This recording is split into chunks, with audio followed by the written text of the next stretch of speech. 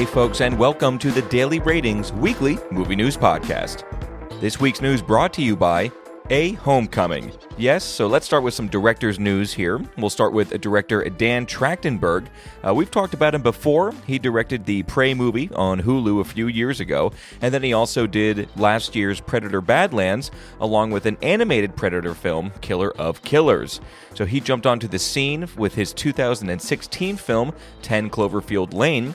Now, Dan is in the news this week because he just signed a 3-year first-look deal with Paramount. So it sounds like Dan is done making Predator films for 20th Century and might be moving on to something else. So 10 Cloverfield Lane was originally with Paramount, so it is a little bit of a homecoming, and now there are some rumors of a World War Z reboot. But we'll just have to wait until the announcements come. We like this guy, though, and although reboot fatigue is real, I wouldn't be surprised if Dan can make something worth watching. A director who comes up a lot here lately on the news, Edward Berger, old Eddie Slider.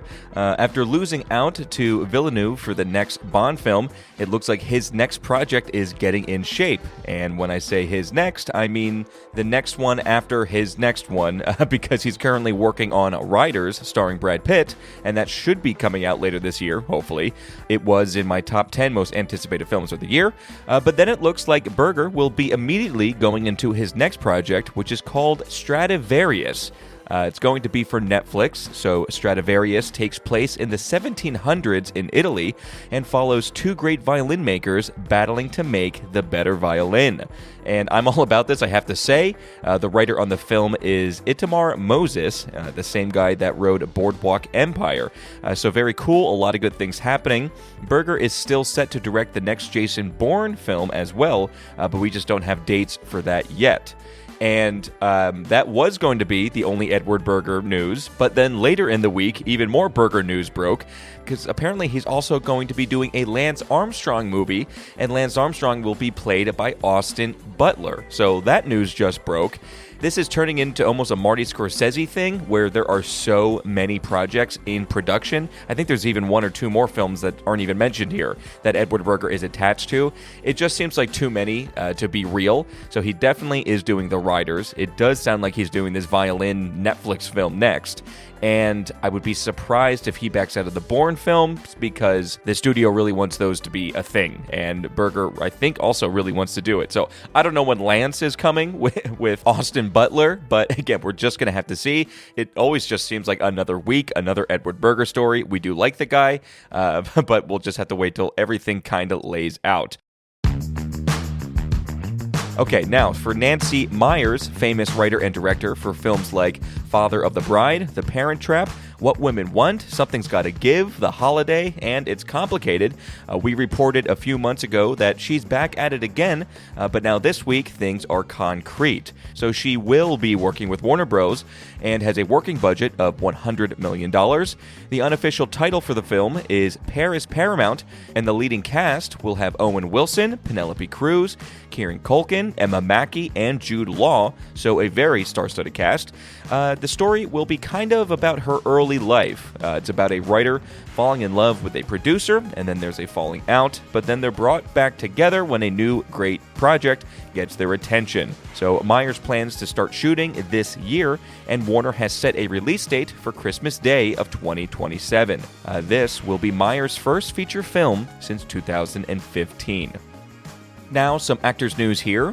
First, a change to last week's news. We discussed Scott Cooper's next film called Time Out, and Christian Bale was set to star in their fourth collaboration together.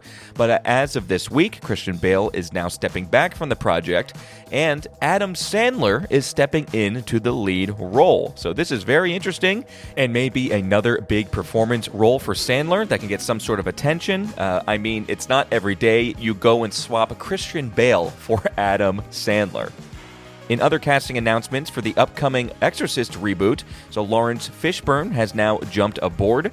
Director Mike Flanagan is getting some serious cred here. I mean, he does have a following and is pretty respected, but this Exorcist reboot that no one was really asking for, sounds like it's getting more and more legit. So the cast now includes Lawrence Fishburne, Chiwetel Ejiofor, Diane Lane, and Scarlett Johansson. So just saying, watch out for this one. Exorcist Martyr, or at least that's the rumored name, Exorcist Martyr, will be coming out in 2027.